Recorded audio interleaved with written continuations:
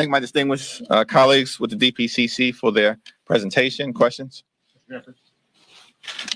Mr. Chair, just on Build Back Better, yesterday Senator Manchin said that it was effectively dead. So how frustrated are you as House Democrats since you got the ball to the other side of the field? And are you worried that it could be dead the longer this drags on? We're not frustrated. I don't believe that Build Back Better is dead. The Senate will have to work through its dynamics. We're going to continue to focus right now in the House on making sure that we pass the America Competes Act, which is going to address the supply chain issues that we're confronting right now, which has caused some inflationary issues that the American people are dealing with. I'm hopeful that our Republican colleagues will actually join us in this effort, and instead of simply talking the talk, that they'll walk the walk.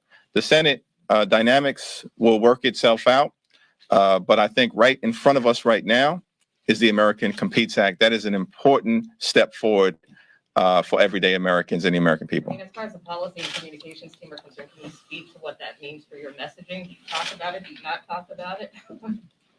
Democrats will continue to deliver for the people. Thank you. Good morning. So obviously the administration has announced that it's forward deploying many of these troops in Romania and other places in Eastern Europe here. This is a different, the makeup of the Democratic caucus is different than some years ago, right after 9/11, where you had one member who voted against the AUMF after that. Nobody's talking about an AUMF this time, but historically there have been resolutions and concerns expressed by Congress as it pertains to war powers. 95 Bosnia, 99 Serbia.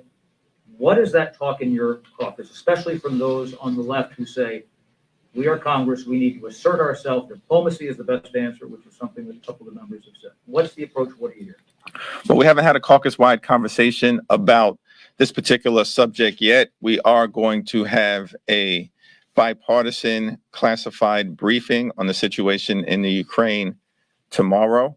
I'm sure members will be able to express their perspectives there, but President Biden and the administration, I believe, have been operating constructively, working with our NATO allies and our European allies to try to de-escalate the situation.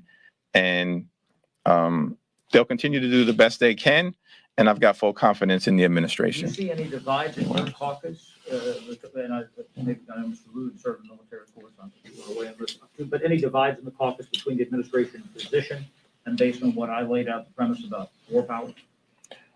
I think I'm going to refrain from commenting in terms of anyone's perspective until all of us have had the opportunity to hear the bipartisan briefing tomorrow. I have a question on the Competes Act. So there are some proposals in there to crack down on human rights abuses in China. Would you say that that's just as important as the investments that we're doing in the domestic manufacturing and production?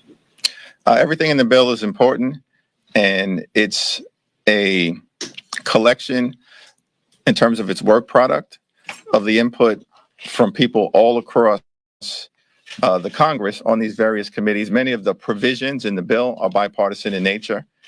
And I think everyone recognizes, certainly within the House Democratic Caucus, the importance of passing a bill that is going to create millions of good paying jobs, that's going to relieve some of the supply chain pressures that we have, directly confront inflation, and ensure that American manufacturing can be competitive, that we can restore it, and that we can continue to lead in technology and innovation moving forward. And let me yield to anyone more.